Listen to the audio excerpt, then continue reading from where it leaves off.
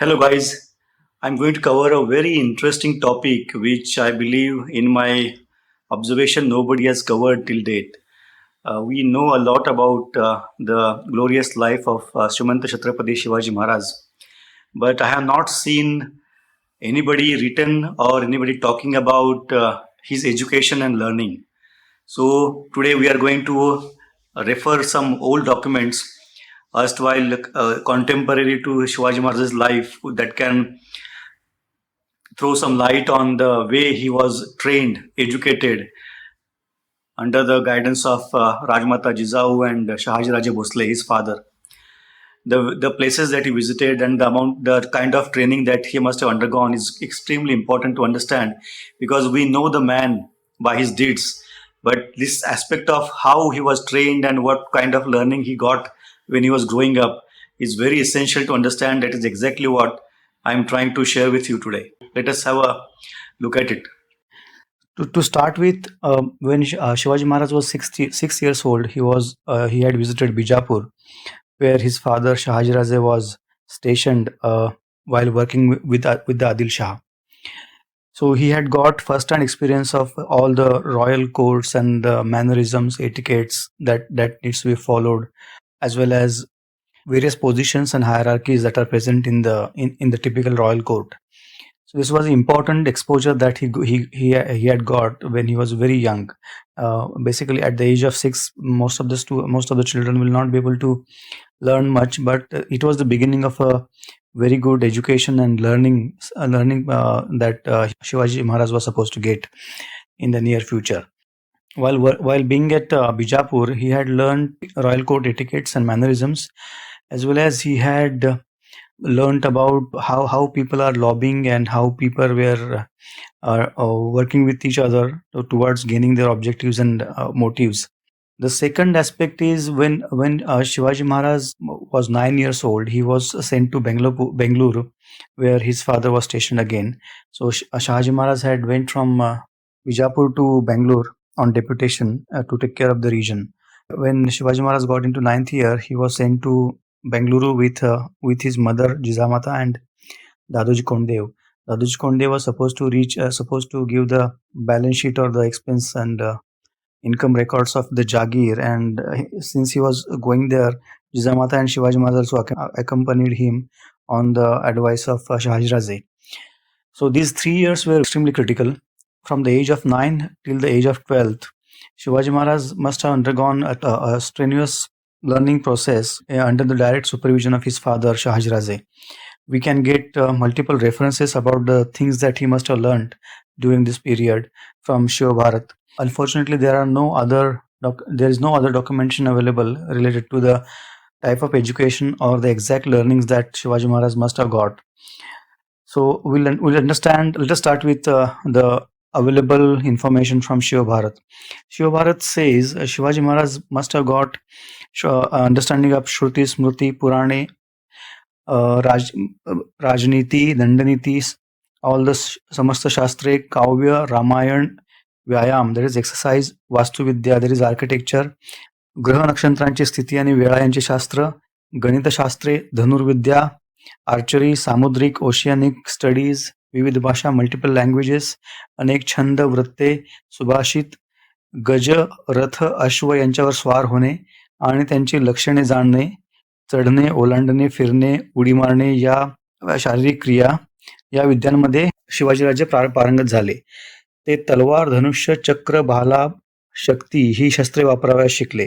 युद्ध, द्वंद्व, किल्ल्यांना अधिक दुर्गम बनवण्याची कला, विविध रत्नांची परीक्षा, अवधान आणि विविध लिपी यांच्यामध्येही ते प्रवीण झाले होते.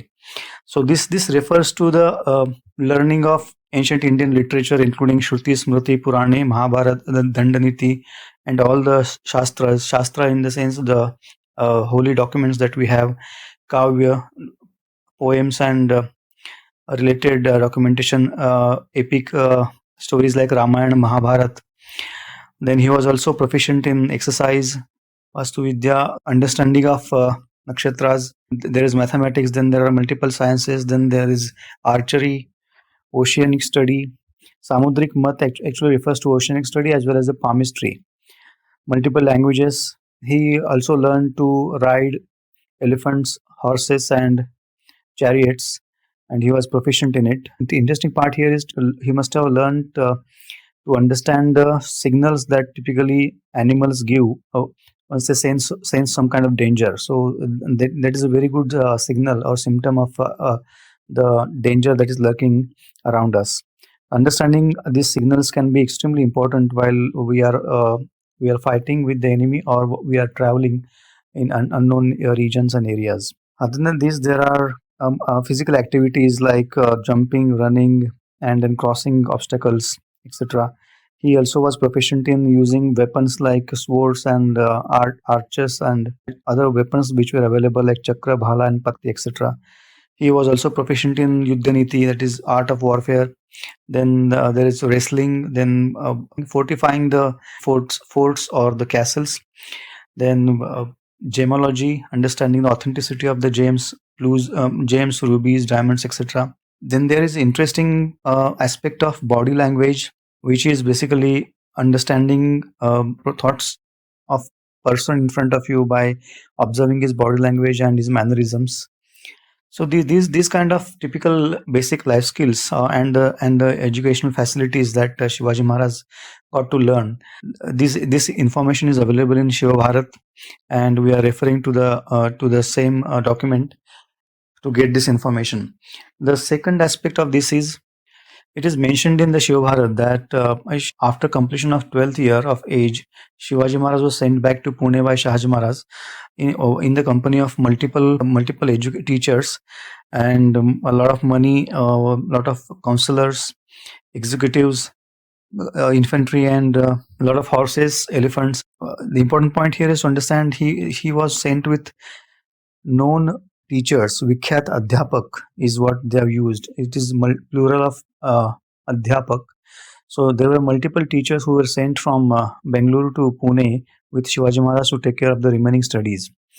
And it is mentioned that Shivaji Maharaj, by his performance by his ability to learn all these lessons and segments, he made all these teachers very happy. From a political science perspective, since Shivaji Maharaj was expected to lead his Jagir and create his own kingdom, he was also made to go through essential topics like topics which are extremely critically from a leadership perspective. There are three aspects. First is he had three Shaktis, three powers when he came to Pune from Bengaluru. These powers are basically essential for any leader who aspires to create his own sovereign nation. The first is Prabhav Shakti, which is basically talent, capacity, grasping power, foresightedness, and decision making abilities of a person. There is Mantra Shakti, which is basically having people around us who are knowledgeable in particular aspect. They have a specific skill sets and they are experts in those matters. Well, the important part is to have multiple people around us who are able and knowledgeable. And even more important part is these people must give correct advice without any bias or any hidden agendas, so that the king or the leader can take right decisions based on the inputs given by these counselors. Then third important part is Utsaha Shakti, which basically means vitality, physical vitality. A king or leader cannot be a lazy, mentally or physically weak person who is addicted to vices, and hence his attention is not towards building the nation or building an empire, but to spend time in the pursuit of physical happiness. Basically, he is not focusing on the areas which will be helpful in furthering the agenda of objective of building a nation. So the person's Utsaha Shakti means the person must be enthusiastic, he must be full of vitality, he must be physically and mentally extremely fit, and his ability to manage projects, to start and manage projects from start to finish, that is end-to-end management of multiple projects at the same time, should be the capacity of the supposed leader, aspiring leader. So Shivaji Maharaj was said to be equipped with all these three Shaktis, Prabhav Shakti, Utsaha Shakti, and Mantra Shakti, when he reached Pune from Bengaluru. The next important part from a aspect from a leadership perspective in as per the ancient as well as the uh, recent political science is Shadgunya. There are six characteristics which a leader must possess so that he can make progress in his life. The first character is Sandhi. In Marathi, it is Sandhi, Vigraha, Yana, Asana, Sanshraya, and Dvaitha. So what this means is the first characteristic is Sandhi. The leader should be able to understand when to, with whom to make alliance and when. The second aspect is Vigraha. The leader should be able to decide on whether to go for the war or go for the war, or it is better to avoid the war. So basically, this is about taking decisions related to Sangharsha, that is wars. Third point is Yan, which means marching. It is actual process of attacking the enemy. The fourth is Asan. Asan is basically not doing anything while observing the activities of all our competition, as well as all our enemies, as well as our internal structures. So this is holding. Basically we are waiting for the right moment or the right opportunity. The fifth characteristic is Sanshray. That means seeking protection from people who are from kings and kingdoms who are powerful and are in position to give us support as well as the protection.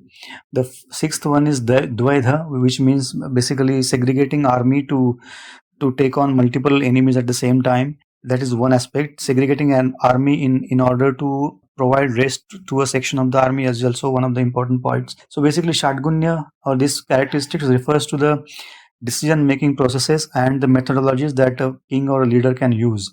We can very clearly see this Shatgunya, these characteristics have played extremely critical role in complete career of a Shivaji Maharaj's life. Then there are pravrittis, anukul pravrittis, which are essential for a leader. Pravritti, basically, we can say these are properties or people or institutes. Properties, institutes, or people who are extremely critical from leadership perspective. If we cannot have these people with us, it can be extremely difficult to rule the nation and create a solid and build solid foundation of the empire. There are seven such entities. The first is Swami, that is king himself. The second is Amatya, that is counselors that he has in his court. Now the counselors can be of two types: the counselors who have been with the king from many generations, and the counselors who have recently joined him, but they are in a position, they are knowledgeable about the subject matter, as well as we can expect them to give rational and unbiased views without hiding any information or the opinions. The third aspect is friendly alliances with other kings and princes who can help us in the time of need. Then the next is Rashtra Pradesh, which is the actual region which we are supposed to govern and control. Then there is treasury, which will take care of all the financial aspects of ruling the region. Then there are forts. Forts were essentially extremely important in 17th century because of the type of warfare that was prevalent and the weapon systems that were available. The forts were the biggest bastions or the strong points to ever take care of areas or regions in and around the forts. Typically, a fort, because of the height, it always used to take care of 20 to 50 kilometers radius around the fort. So forts were extremely critical. I would like to add one more thing. Though these forts are related to physical properties, I would like to also say that forts can also be people who are inspired, motivated to such an extent that they can do anything and everything that is asked from them towards the nation building. Then there is force bal. That means it is the army or the cavalry or the infantry that the king carries. These are the seven entities which are basically essential for building the nation. Then there is eighth entity, which is actually the citizens or the citizenry whom the leader is supposed to govern and monitor and to work towards their happiness. So these are essential. These were the essential, we cannot say skill sets, but essential segments or topics which Shivaji Maharaj must have learned in the initial phase while he was in Bijapur for 1 year, and then in Bangalore for 3 years, from 9 to 12. And obviously, after returning to Pune from Bangalore, the education was not stopped, and since there were multiple teachers with him who had joined him, who had come with him from Bangalore, his education must have continued. And We do not have any additional information about the actual education other than these aspects that we discussed. Just to add, important point here is Shiva Bharat is written in Sanskrit, and Sanskrit is a very powerful language. So a single word can have a huge meaning, and it can describe the status of a status of the situation or the incident in a very beautiful manner. So Sanayam or Sanaya is a word that is used by in Shiva Bharat to in reference with Shivaji Maharaj when he came from Bangalore to Pune after the completion of the first phase of the education in the presence of Shahaji Raze. Now, I have got some inputs from book that is available in Maharashtra in Marathi, which is written by Dr. Ah Salunkhe. It is a very good book, very well studied book. I got the word Sanaya. He also has very um, he has emphasized on the word Sanaya because the single word gives actual state of the learning of the education that Shivaji Maharaj must have got. He had referred to a Sanskrit English dictionary which was written by Mr. Apte in 1892 in India. And while checking this information out, I also got my hands on one more Sanskrit English dictionary which was written in 1872 by a English professor, Monier Williams, who was working with University of Oxford. Interesting part here is the word Naya. In the meaning is given in both the dictionaries by Mr. Apte as well as Mr. Monier Williams, and in Sanskrit, basically, Sanaya is means with Naya. So is appended to a word to represent with. For example, if uh, I'm with bal or force, the word will be sabala. Sabala means with the force. So let's come to the meaning of Naya.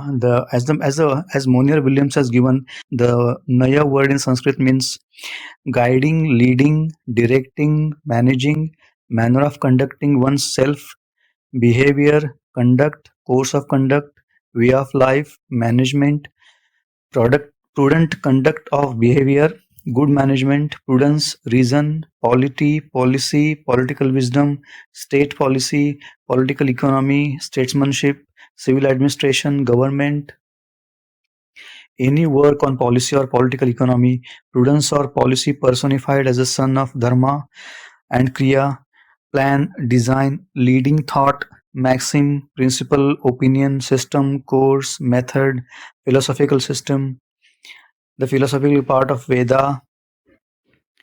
Then there is move in the game.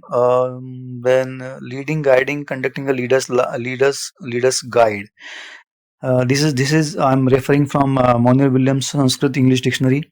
The next part is if we refer to Mr. Apte's Sanskrit English Dictionary, it again says it refers to leading, conducting, a guide, suitable, right, proper, guiding, leading, managing, behavior, course of conduct, way of life, prudent or righteous conduct, virtue, prudence, foresight, circumspection, policy, political wisdom, statesmanship, civil administration, morality, justice, rectitude, equity, plan, design, scheme, maxim, principle, course, method, manner, system, doctrine, opinion, philosophical. Then there is kind of a game. Then skilled in policy, prudent, having political foresight, wise, prudent, master in politics. Then there is political wisdom, statesmanship, politician, statesman, the science of politics, any work on politics or political economy, work on morality, just and righteousness. So basically, what we are trying to do here is a single word, sanayam, which is in the Shiva Bharat, and this word is used to Kaviraj, who was asked question. The question was what did Shahajraze do in Karnataka after he sent his Sanaya son Shivaji to Pune. So the word was basically, the question was to Shahajraje what Shahajraje did in Karnataka after sending his able and intelligent son to Pune. So the word used Sanaya, it basically reflects the kind of preparation that Shivaji Maharaj must have undergone, and it is all related to political wisdom, statesmanship, policy making, economy, then a leader guiding, conducting himself in public, as well as personal charisma. So these are extremely critical points which basically reflect, which basically point at a very systematic and organized way in which Shivaji Maharaj was made to undergo a training or a learning process by taking into consideration his future plans, by taking into account the plans for his future by Shahajraze. So this is one aspect of the education or learning that Shivaji Maharaj must have got. And the important factor here is Jizamata, Shivaji Raja's mother, was always with him.